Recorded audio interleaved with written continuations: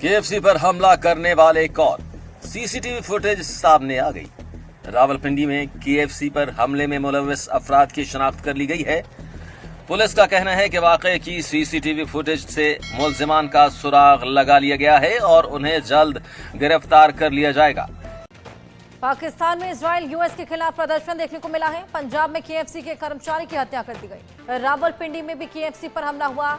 KFC outlet में कई हिस्से जहां पर आग लगा दी गई। नमस्ते दोस्तों, जय हिंद। क्रिक न्यूज में आपका स्वागत है। दोस्तों पाकिस्तान के पंजाब में इजराइल विरोधी प्रदर्शनकारियों ने अमेरिकी fast food restaurant KFC outlet पर लूटपाट और तोड़फोड़ की, जिससे किचन में काम करे कर्मचारी की मौत हो गई। ये घटना लाहौर से लगभग 50 किलोमीटर दूर शेखपुरा में घटी। पुलिस के मुताबिक टीएलपी कार्यकर्ताओं के एक बड़े ग्रुप ने सुबह केएफसी आउटलेट पर धावा बोल दिया था। हमलावरों ने रेस्टोरेंट में तोड़फोड़ करते हुए स्टाफ पर गोलियां चलाई। इस दौरान किचन में काम कर रहे 40 साल के कर्मचारी की मौत हो गई, जबकि बाकी स्टाफ रेस्टोरेंट छोड़ के फरार हो गया।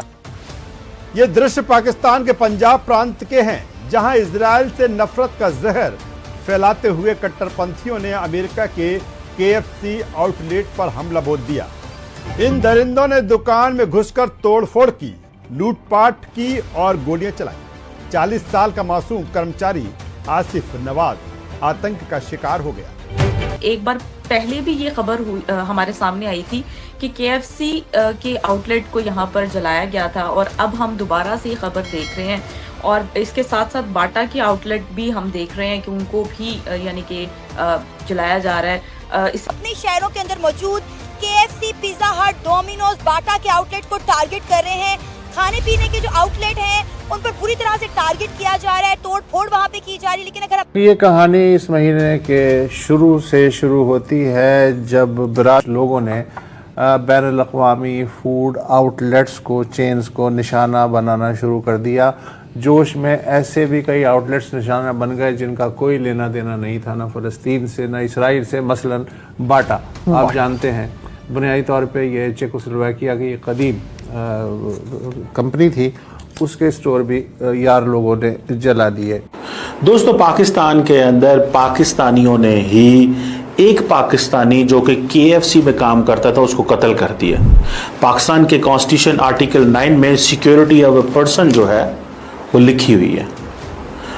फंडामेंटल राइट्स पाकिस्तान के अंदर लिखे हुए हैं। क्या इस मुल्क के अंदर फंडामेंटल राइट्स कोई नहीं है?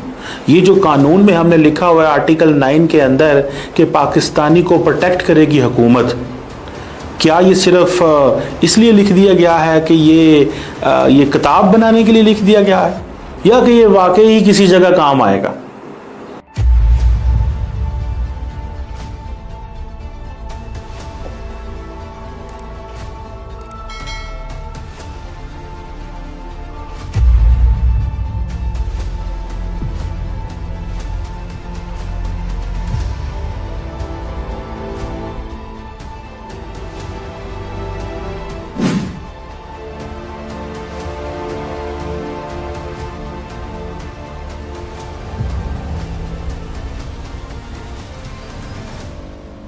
रिपोर्ट्स के अनुसार कराची, लाहौर और इस्लामाबाद सहित पाकिस्तान के 11 स्थानों पर प्रदर्शनकारियों ने केएफसी के आउटलेट को निशाना बनाया। लाठी, डंडों और हथियारों से लैस लोगों ने तोड़फोड़ की और उन्हें भारी नुकसान पहुंचाया। इस घटना के बाद पुलिस ने कई लोगों को हिरासत में लिया और उनसे पूछताछ की, लेकिन ये सिर्फ एक दिखावा है। पूरा पाकिस्तान कट्टरपंथी सोच से सराबोर है। यही पाकिस्तान की कट्टरपंथी सोच एक दिन पाकिस्तान को ले डूबेगी। तो आपके माशरे में अपने हालात को कोई नहीं देख रहा, अपनी गुर्बत को कोई नहीं देख रहा, अपनी बेरोजगारी की कोई नहीं देख रहा, लेकिन उनको गजा की फिक्र पड़ी हुई है। तो गजा की आपको इतनी फिक्र पड़ी हुई है, तो गजा के साथ सॉलिडेरिटी दिखाने के लिए आप या तो फिर उधर जाने की इजाजत मांगे हुकूमत से, या फिर आपका एहतजाज पुरअमन एहतजाज होना चाहिए हुकूमत से, कुछ आपके मुतालबात होने चाहिए।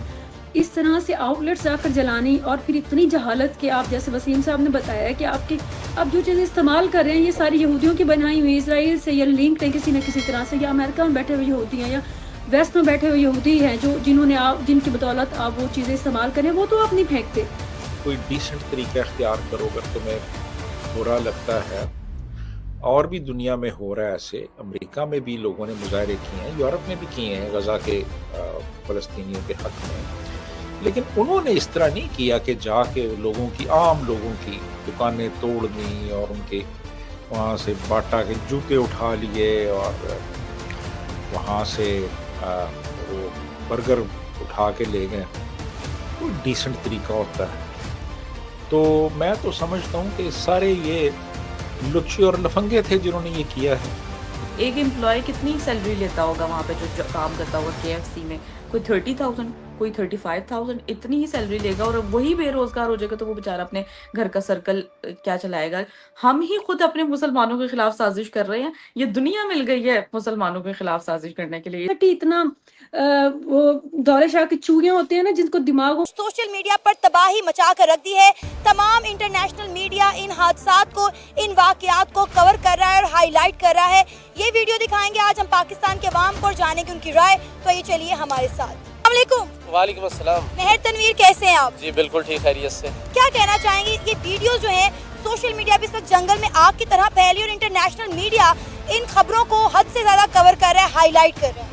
देखिए, सबसे पहले तो हमें ये समझना चाहिए ये सारा कुछ हो क्यों रहा है। देखिए, KFC, मैकडॉनल्ड, अब मैं यहाँ पर चीज़ें गिनवाने में आ जाऊँ तो आपका प्रोग्राम उसी पे ख़त्म हो जाएगा। आखिरकार हर चीज़ तो इजराइल से आ रही है। सबसे पहले अगर हमने बॉयकॉट करना है तो जिन मोबाइलों से हम बनाकर वो वीडियो को अपलोड कर रहे हैं, तो सबसे पहले तो अब हमें KFC की वीडियो मिली हमें देखने को, और जिसने बनाई वो भी तो इजराइल की चीज़ है ना।